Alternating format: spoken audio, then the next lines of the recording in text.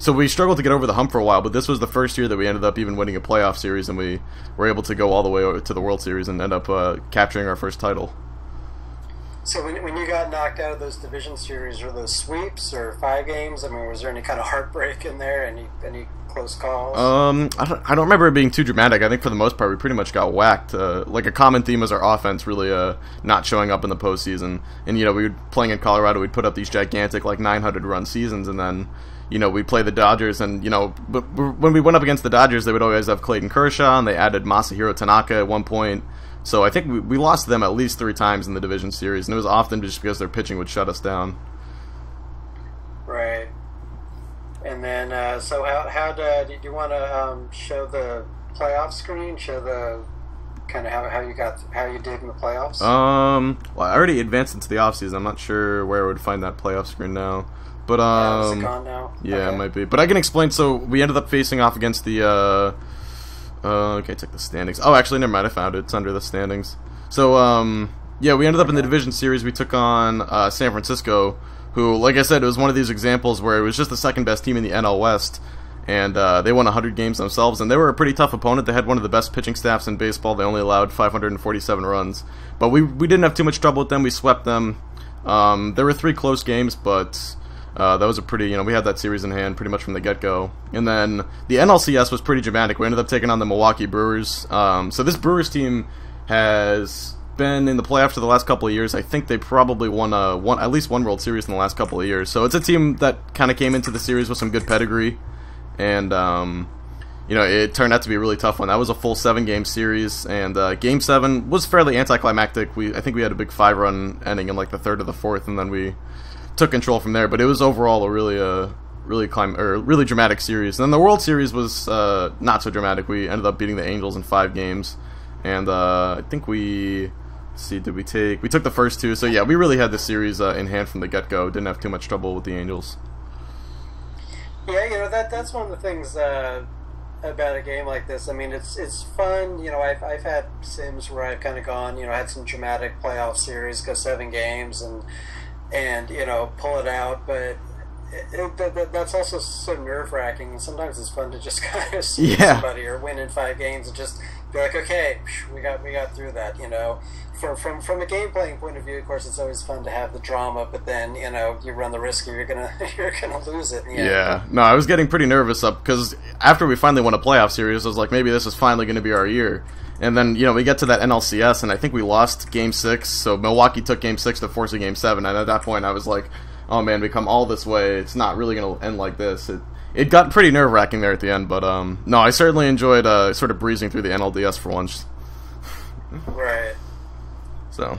And you, did you say, I forgot, did you say you got rid of Tulowitzki? Yeah, so my immediate strategy was just to pretty much blow it up and do a entire teardown of the organization. So I traded Tulowitzki, I traded Cargo. I think I ended up keeping Arenado, but I think he was the only player that I probably kept from the original 25-man roster past like year 3 or 4. I think everyone was gone by that point.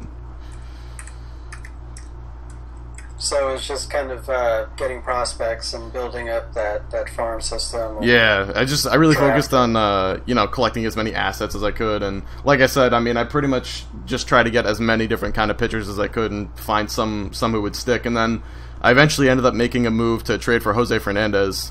And I knew I wanted to go after a guy like that, which is why I worked so long to sort of build up the assets that I needed to put together a package appropriate for a guy like Fernandez. And he ended up having a relatively solid career for us. He never quite had the numbers that he probably would have had he stayed in Miami.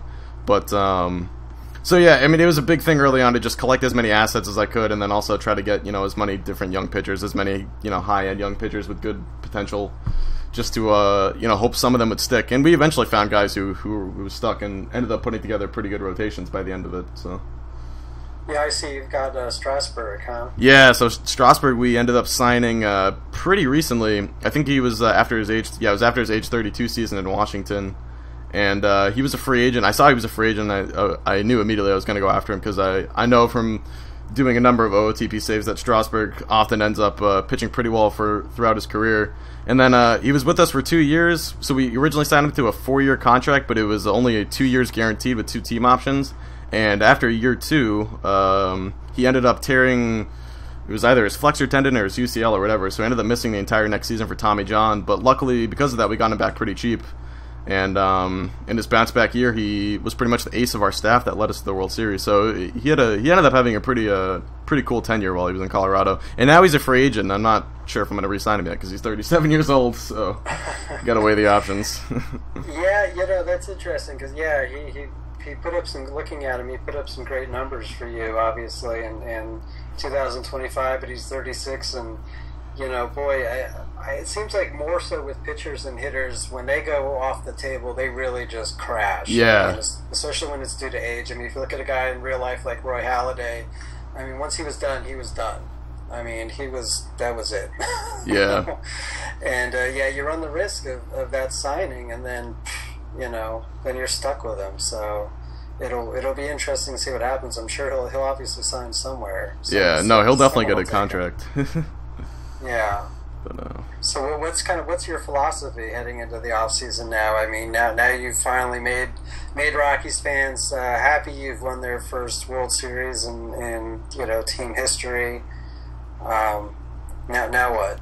Well, I don't know. It's kind of a tricky spot. I knew coming into the season that it was probably going to be one of the last runs with this core group because, I mean, Jose Fernandez, his contract is not up, but he's got a team option. I usually, when I sign free agents and stuff like that or make extensions, I always try to include team options at the end so I have as much leverage as possible. And so Fernandez is a guy whose ratings are really starting to dip, and I think I'll probably end up letting him go. And then because his demands are upwards of 22, 23, 24 million a year, I'll still be able to get the qualifying offer on him and probably get a compensation pick. So we'll still be able to get something out of him, even though he'll probably walk in free agency. So because of that, we're really lacking for pitching right now. And so it's something I'm going to have to be pretty aggressive about going after in the offseason. And that's why I think I'm actually going to I'm leaning towards probably bringing back Strasburg if it means bringing him back at the right price. So I think that's going to be a big focus in this upcoming offseason is going to be like just trying to rebuild the pitching staff and try to, because I mean right now as it stands, the only guy we have under contract, the only two guys we have under contract from our playoff rotation are Jonathan Geddes and Hunter Parsons, who are our 3 and 4. So we're kind of in a tough spot there. But the good thing is we have a couple really good middle infield prospects coming up.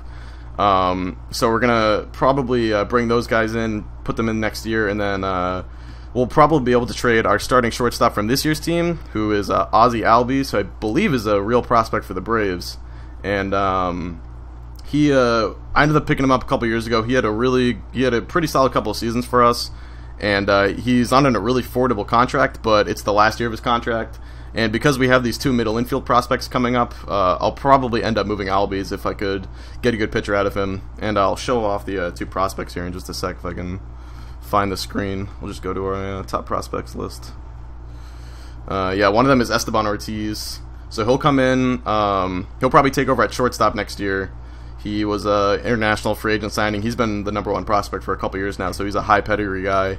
And we signed him for a $9 million signing bonus. So that's a big name. And then our other guy is Ruben Rodriguez, who we might bring in to play third base because at the end of the playoff run, we actually had Nolan Arenado sort of banged up, not really playing very well, and we ended up having Jonathan Windham play most of third base in the playoffs. And I was planning on letting Arenado go anyway because his contract was up and his value is really pretty much diminished in the last couple of years to almost nothing to our team. So I'll probably end up letting him go. And then so we're going to have a bit of a new middle infield. So it's almost going to be kind of like a transition year. We're going to have a couple young players instituted into the middle of our lineup, and then we're also going to have to sort of rebuild the pitching staff on the fly. So I would probably expect to honestly not repeat as world champions next year, but in the long haul, it's just sort of always been my philosophy. Institute the young guys when you can, flip guys when they're in the last year of their contracts. Always, try to get something for players like even Fernandez, getting the compensation pick out of him. I mean, at the very least, that's something. Which I guess the way I always think about these things is just getting as many assets as possible and draft picks and young players and stuff like that. So, yeah, it's going to be kind of an interesting year, I would say.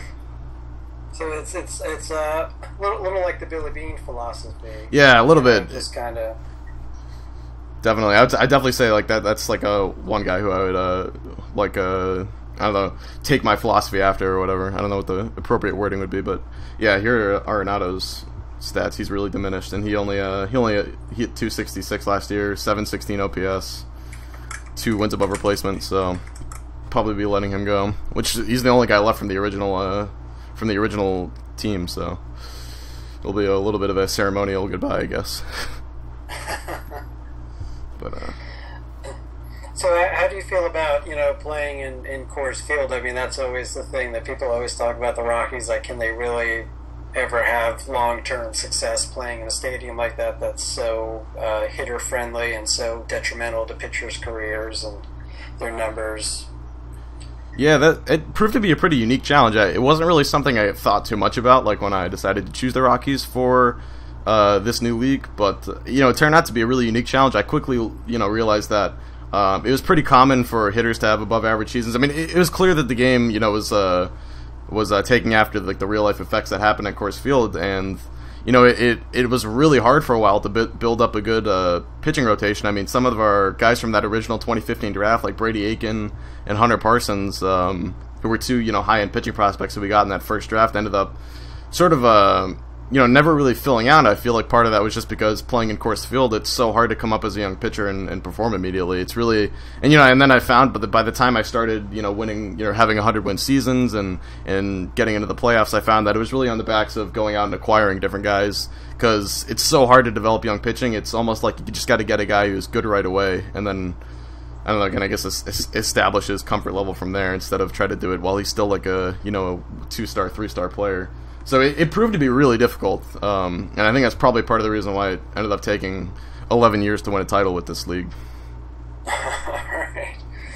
What do you think about the real-life Rockies? What do you think their prospects are over the next decade? Well, I don't know. I mean, I definitely liked what they did with the Tulowitzki deal. I wasn't so much of a fan of them taking back Reyes' contract, but getting a guy like Jeff Hoffman, and they also got a couple other arms in that Blue Jays deal. But Hoffman is the type of guy who could have been the #1 pick if he hadn't gotten Tommy John surgery before the 2014 draft. So, I mean, it's clear that their front office is targeting high-end arms with and Hoffman can throw triple digits or upwards of triple digits. And so it's clear that they're going after power arms, and Miguel Castro's another guy they got in that deal. He throws pretty hard. So I mean, I think organizationally they have the right philosophy about trying to rebuild. They realize that they need to. It's really hard to develop pitching, and you guys aren't going to sign there, so you got to go out and get front end arms when they're when they're prospects and when they've got plenty of team control. So. But other than that, I mean, I don't know too much about their farm system, to be honest. Of certain prospects like David Dahl or some of the guys that helped out in my league, at least. I honestly could not tell you too much about them. But like I said, I did like them going after and getting a guy like Jeff Hoffman. I think that was a good move. Right. Do you think that part of the kind of philosophy, whether you're talking about yourself with the Rockies or real life, is to kind of get more flamethrowers, get guys who have a lot of strikeouts, so they basically the other team just can't put the ball in play, and you kind of minimize the hitting a bit on the other side? Yeah, I'd say definitely going after power arms. The more you miss bats in a field like Colorado is probably the better. So I could imagine, and that's something that I try to do in this league, and I imagine that's something that the Rockies front office is probably trying to do themselves, because it's not a bad idea playing in Coors. How did you approach that, like with your coaching staff, with your pitching coach especially? Did you make any changes there? Well, the first couple of years I didn't really pay attention to my coaching staff, to be honest. I usually just let all the original guys' contracts expire and then worry about it then, because the first couple of years I'm just going to be rebuilding anyway. But I honestly never really looked too much into like what kind of pitching coach I was always hiring. I usually just went after like the best guy or anybody who looks like they were maybe kind of young and could evolve into a highly rated pitching coach. So I honestly never really looked too much into that. But if I could go back on it, I probably should have made more of an effort to hire a pitching coach who can sort of tailor his craft to power pitchers more than finesse or ground ball or anything like that. How about your farm system? How closely did you kind of watch over that over the past decade? I've honestly never really looked at the farm system too much. Like I usually just let the AI promote and demote prospects, because I don't know, I find that the system usually does that pretty effectively. Like Esteban Ortiz, for example, he's had he's just coming off of a full year in AAA, and he had about a half season in AA. So I mean, I honestly haven't overlooked the farm too much, but you know, I mean, I've always kept an eye on the prospects, and especially the pitching prospects. Like Julio Urias, the guy that really ended up not working